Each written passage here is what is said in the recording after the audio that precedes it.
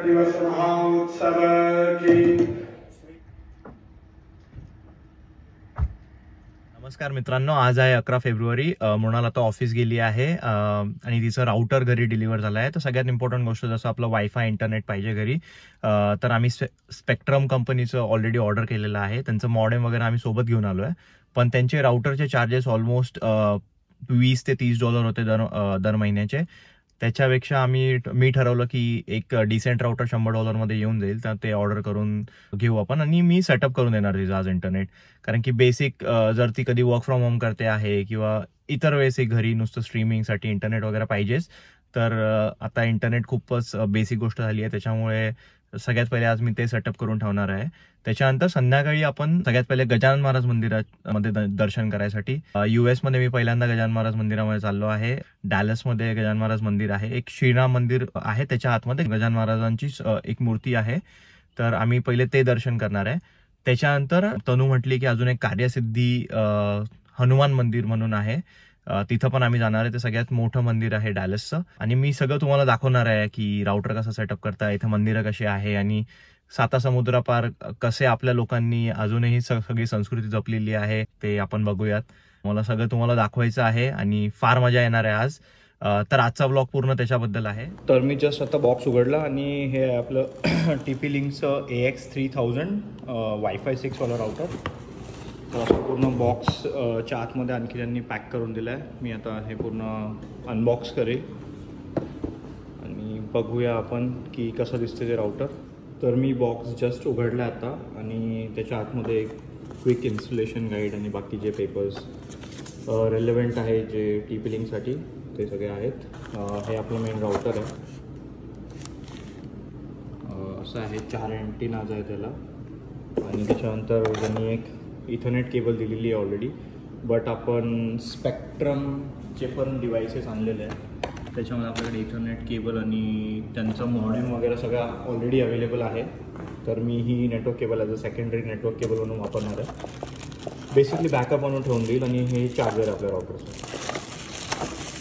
तर आता सेटअप करूया आपण, मी तुम्हाला दाखवतो सेटअप वगैरे केल्यानंतर कसं दिसते आणि किती स्पीड येते US मध्ये। आम्ही 600 MBPSचा प्लॅन घेतला आहे, तर ऑलमोस्ट $40 भरते ती दर महिन्याला 600 MBPSच्या प्लॅनसाठी। आणि एक डील सुरू होती याच्यामध्ये, हा 600 MBPSचा प्लॅन घेतल्यानंतर एक मोबाईलचं सिम कार्ड वर्षभरासाठी त्याची लाईन फ्री मिळणार होती। इथं सिम कार्ड नसतात, मोस्टली सगळे लोक ॲपलचे डिव्हायसेस यूज करतात, तर आयफोनमध्ये eSIM जे आहेत त्याच्यामध्ये तिच्याकडे ऑलरेडी मिंट मोबाईल म्हणून एक सर्व्हिस प्रोव्हायडर आहे, जसं इंडियामध्ये जिओ, एअरटेल, वोडाफोन वगैरे असतात, तसं इथं मिंट मोबाईल म्हणून एक आहे जे बेसिकली स्टुडंट्स वापरतात, जे स्वस्त असते।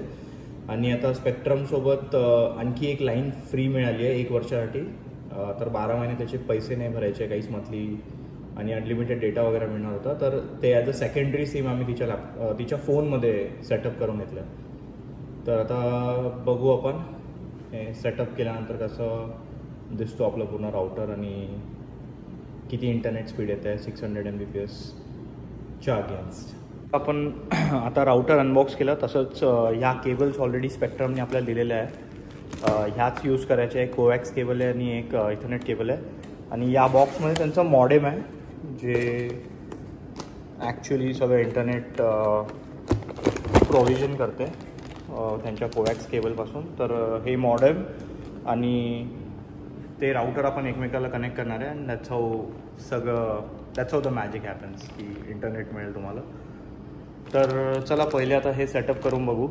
हे सेटअप झाल्यानंतर मग राउटर सेटअप करतो मी। आता पॉवरचा लाईट जो आहे तो ऑन झाला आहे आणि राउटर ऑनलाईन आहे दिसते आहे।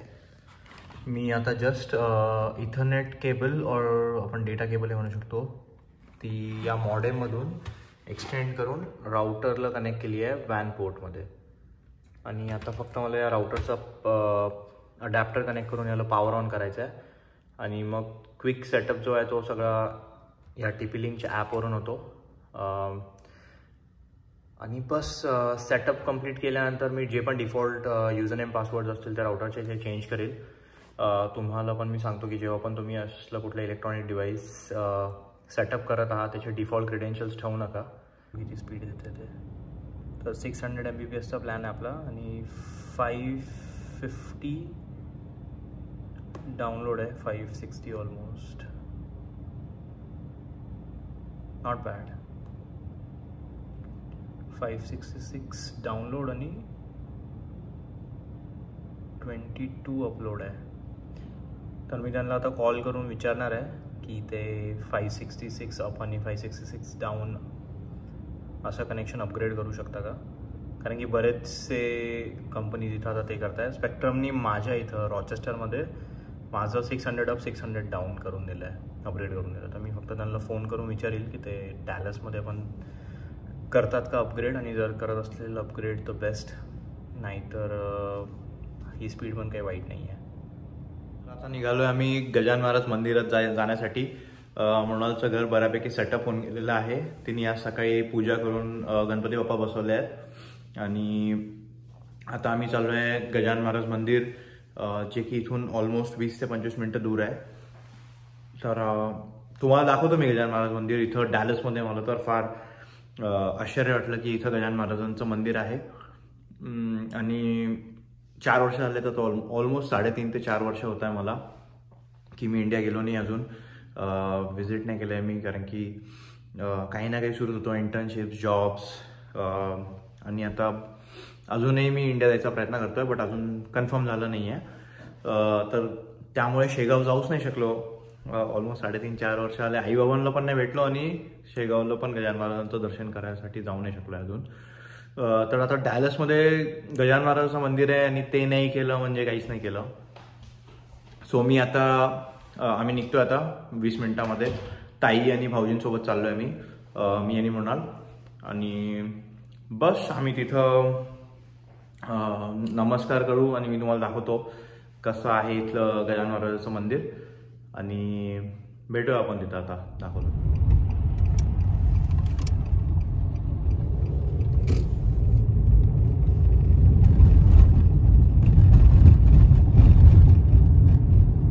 आम्ही आता पोहोचलो आहे मंदिरामध्ये. हे श्रीराम मंदिर आहे आणि याच्या आतमध्येच गजानन महाराजांची मूर्ती वगैरे आहे. तर आम्ही आता पोहोचलो आहे, ते मागे इथं मंदिर आहे श्रीराम मंदिर, आणि आम्ही चाललो आहे आता आतमध्ये.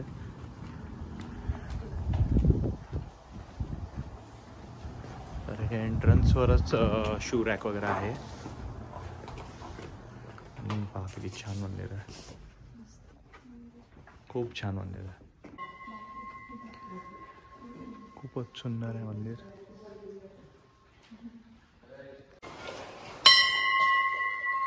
तर गजानन महाराजांची मूर्ती आहे. तर इथं गजानन महाराजांचे मंदिर पाहून मला विश्वेची माझे घरं याचा अनुभव आज मला डॅलस टेक्सासमध्ये होतो आहे, साता समुद्रापलीकडे. आणि पहा किती छान मंदिर आहे इथे.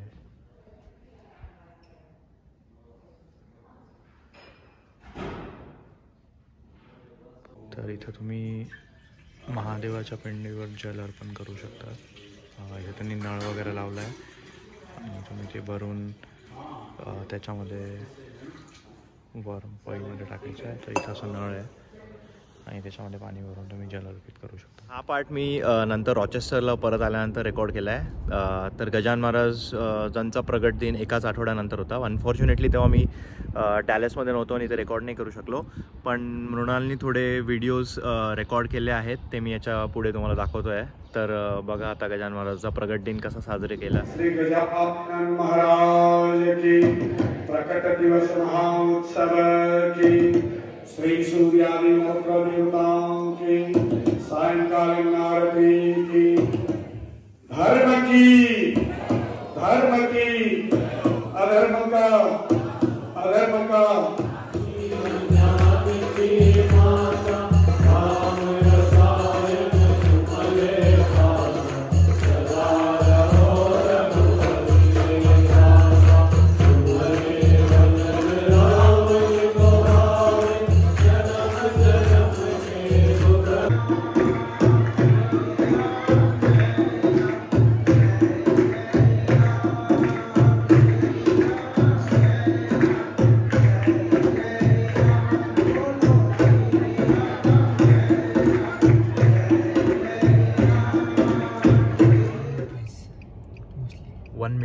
बापरे. मिनिमम मॉडरेट, त्यामुळे थोडं दूरच गेलं तर मग थोडीशी भेटते. पण प्लानोमध्ये जर म्हणजे प्राईम लोकेशन ते आहेत ना, मिनिमम आहे. इथून स्कूल डिस्ट्रिक्ट पण आहे का? हे मोस्टली स्कूल डिस्ट्रिक्ट आहे ना.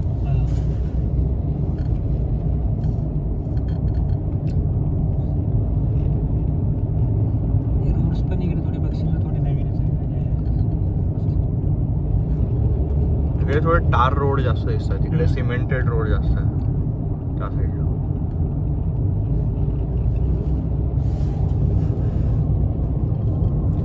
मॅन्शन सारखेच घर आहेत लोकांचे. अपार्टमेंट्स आहेत. बापरे. ते पण चांगले आहेत, एरिया चांगला आहे, रिसेंटली डेव्हलपमेंट.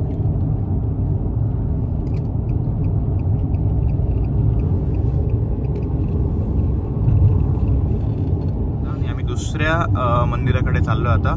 काय नाव आहे मंदिराचं? दुसरं कार्यसिद्धी हनुमान मंदिर. तर आता आम्ही हनुमान मंदिराला चाललोय. ऑन द वे आहे. इथून ऑलमोस्ट 5 ते 10 मिनिटाचाच रस्ता आहे.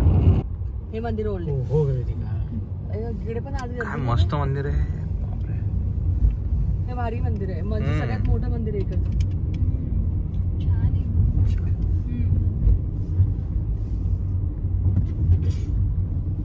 तर आम्ही पोहोचलोय आता कार्यसिद्धी हनुमान मंदिर. आणि सगळ्यात मोठं मंदिर आहे हे डॅलसमधलं, असं हे सगळे लोक म्हणतात. आणि काय छान सुंदर असं मंदिर यांनी बांधलं आहे इथं अमेरिकेमध्ये. आम्ही आता चाललो आहे, निघालो आहे पुढे आता आम्ही नमस्कार करायला. खूपच सुंदर मंदिर आहे एकदम. सगळं कोरीव काम केलं आहे आणि एकदम भारतामध्ये जसे मंदिरावर कोरीव कामं असतात सगळे असे दिसत आहेत. असा एंट्रन्स आहे मंदिराचा.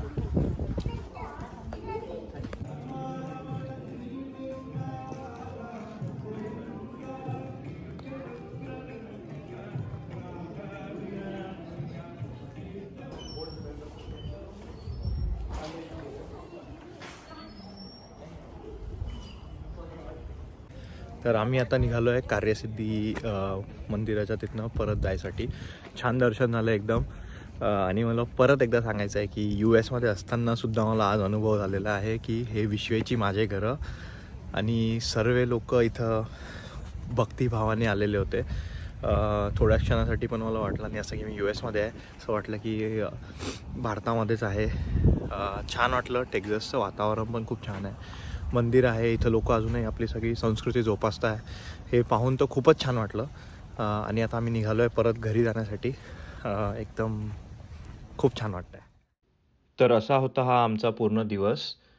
फार छान वाटलं दोन्ही मंदिरात जाऊन. खूप छान मंदिर आहे इथं. आणि यापुढे मी आता काही जास्त रेकॉर्ड केलं नाही आहे, आम्ही बस घरी चाललो आहे आता. तर तोपर्यंत तुम्ही या सुंदर सनसेटचा आणि ड्राईव्हचा उपभोग घ्या.